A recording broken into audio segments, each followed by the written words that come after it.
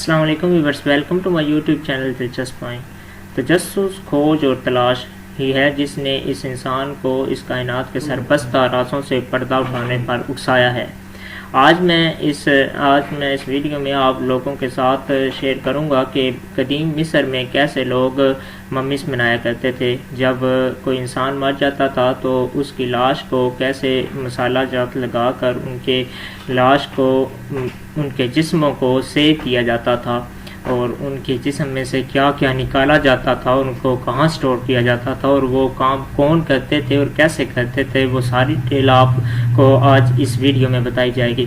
اس سے پہلے آپ سے ایک ریکویسٹ ہے، اگر آپ نے میرے چینل کو سبسکرائب نہیں کیا تو پہلے سبسکرائب کر دیں اور بیل نوٹیفیکیشن کو آن کر دیں تاکہ ہر نئی آنے والی ویڈیو آپ تک پہنچتی رہے۔ چلیں تو پھر سٹارٹ کرتے ہیں۔ ممی کی تیاری کیسے ہوتی ہے؟ تحریر احمد عالم۔ قدیم مصر میں ایک وسیع احاطے میں مرکزی جگہ تھی جہاں لوگوں کو ان کی موت کے بعد حنوط کر کے ان کی ممیاں تیار کی جاتی تھی۔ پرانے زمانے میں ممی بنانے کا کیا طریقہ رائج تھا اور اس عمل میں کتنا وقت لگتا تھا، اس کا آغاز کچھ اس طرح کیا جاتا تھا کہ جب کوئی شخص مر جاتا تھا تو گھر میں اس کی موت کی مروجہ رسومات کے مکمل ہونے کے بعد اس کی لاش کو اس کے مرکزی معبد میں لا کر بڑے پجاری کے حوالے کر دیا جاتا تھا، جو اسے اس چبوترے پر لٹا کر حنوط کرنے کے عمل کا آغاز کرتا تھا۔ کیونکہ ان کا ایمان تھا کہ یہ مرے ہوئے لوگ ایک بار پھر سے زندہ ہوں گے، اس لیے ان کے جسم کے سارے اعضاء کو بھی نکال کر محفوظ کر لیا جاتا تھا۔ سب سے پہلے مردے کے بائیں پہلو میں شغاف لگا کر جسم سے نسبتاً جلد خراب ہونے والے نرم اجزاء جیسے معدہ، انتڑیاں، جگر، دل اور پھیپھڑے نکال لیتے۔ پھر ایک مخصوص آلے سے ناک کے ذریعے اس کے دماغ کو بھی ایک خاص ترکیب سے باہر کھینچ لیتے تھے۔ ان کے نزدیک یہ ایک غیر ضروری چیز تھی جس کو حنوط کرنا ضروری نہیں تھا، اس لیے وہ اس کو ضائع کر دیتے تھے۔ دل کو البتہ اس کی اپنی جگہ پر ہی چھوڑ دیا جاتا تھا کیونکہ اس کو عقل اور دانش کا منبع تصور کیا جاتا تھا۔ اس دوران لاش کی چیڑ پھاڑ کرنے والے پجاری اپنے چہرے پر ایسے نقاب چڑھائے رکھتے جن پر مختلف جانوروں کی شکلیں بنی ہوتی تھیں تاکہ مردے کی حفاظت کرنے والے دیوتا ان کو پہچان نہ سکیں اور ان کے یہ عمل کہیں بعد ازاں ان کے لیے کسی تباہی کا پیغام نہ بن جائے۔ چبوترے کے پاس ہی کھڑا ہوا بڑا پروہت اس دوران بلند آواز میں منتر پڑھتا رہتا اور ان چیر پھاڑ کرنے والے پجاریوں پر مسلسل چھوٹی چھوٹی کنکریاں پھینکتا تاکہ دیوتاؤں کو ان لوگوں سے اپنی نفرت کے اظہار کا تاثر دیا جا سکے جو اس لاش کی بے حرمتی کر رہے ہوتے تھے۔ یہ ان کی رسم یا عقیدے میں شامل تھا۔ اس کے بعد وہ لاش کے اندرونی اجزاء کو ایک خاص قسم کے نمک اور مسالہ وغیرہ لگا کر دھوتے اور پھر ان کو خشک ہونے کے لیے محفوظ جگہ پر رکھ دیتے تھے۔ پھر لاش کو حنوط کرنے کا عمل شروع ہو جاتا تھا۔ پجاری لاش کو اچھی طرح ایک خاص نمک والے پانی سے مسلسل دھوتے، اس کے لیے وہ شراب بھی استعمال کرتے جو اینٹی بائیوٹک کا کام کرتی تھی۔ پھر وہ کچھ اور کیمیائی اجزاء استعمال کر کے لاش کو 40 دنوں کے لیے ملحقہ کمرے میں سوکھنے کے لیے رکھ دیا کرتے تھے۔ جب لاش اچھی طرح خشک ہو کر سوکھ جاتی تو وہ سکڑ جاتی تھی اور اس کے جسم پر جھریاں بھی پڑ جاتی تھیں، جن کو نرم کرنے کے لیے اس پر مسلسل کئی روز تک مختلف تیلوں کی مالش کی جاتی تھی جس سے جسم ایک بار پھر نرم پڑ جاتا تھا اور جھریاں بھی غائب ہو جاتی تھی۔ اس کے بعد وہ پیٹ اور دیگر خالی ہو جانے والی جگہوں کو بیروزے میں بھیگے ہوئے لکڑی کے برادے، گھاس پھوس اور کپڑے کی قطروں سے بھر دیتے تھے تاکہ وہ ابھرے ہوئے محسوس ہوں اور قدرتی نظر آئیں۔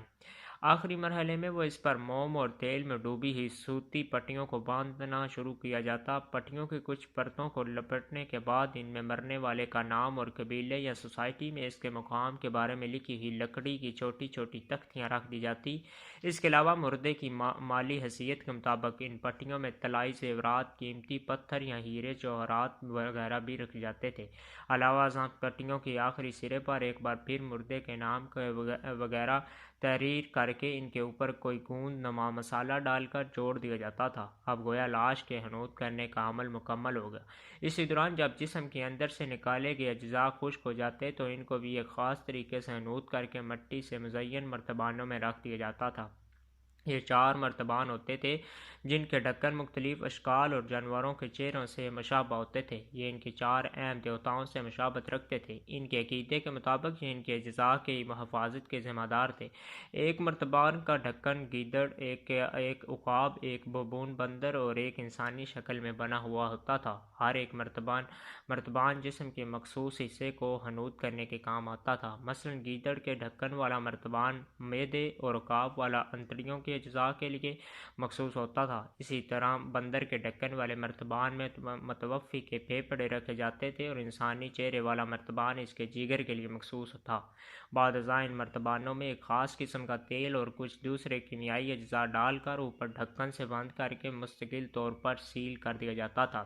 پھر غالباً کسی تحقیق کے نتیجے میں انہوں نے یہ راز پا لیا کہ ان اعضاء کو جسم سے باہر نکال کر حنوط کرنے کی ضرورت نہیں ہے، لہٰذا اب وہ انہی لاش کے اندر ہی چھوڑ دیتے تھے۔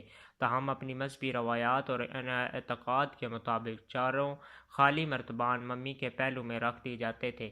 فرعونوں اور صاحب ثروت افراد کے لیے تو باقاعدہ پتھر کے تابوت بنتے تھے جن میں حنوط کی گئی لاش کو ایک سے زیادہ دھاتی، نقرئی یا طلائی تابوتوں میں بند کر کے سنگی تابوت میں رکھ کر پتھر کے ڈھکن سے اس کو بند کر دیا جاتا تھا، جسے اس کے پہلے سے تیار مقبرے میں رکھ کر 4 مرتبان ایک خاص ترتیب کے ساتھ تابوت کے سرہانے رکھ دیے جاتے تھے۔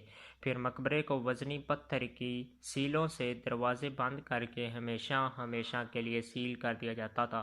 حنوط شدہ جسم ایک بڑے سے ہال کی دیواروں میں بنائے گئے کبوتر کے کابک کی طرح کے خانوں میں رکھ کر 4 مرتبان بھی ساتھ رکھ کر اس چھوٹے سے قبرنما خانے کو پتھریلی سیلوں سے بند کر دیا جاتا تھا۔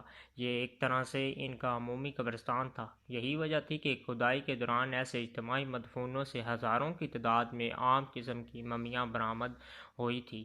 بعد میں جب یونانیوں اور رومیوں نے آ کر فرعونوں سے یہ علاقہ چھین کر اپنی حکومت قائم کی تو وہ اپنی روایتیں بھی ساتھ لائے تھے۔ حالانکہ وہ بھی قدیم مصریوں کی طرح اپنے مردوں کو حنوط کرتے تھے، تاہم انہوں نے ممی بنانے کے اس فن کو مزید نفاست دی۔ وہ ایک خاص انداز سے مردے کے جسم پر اس طرح پٹیاں لپیٹتے تھے کہ خوبصورت ڈیزائن بن جاتے تھے۔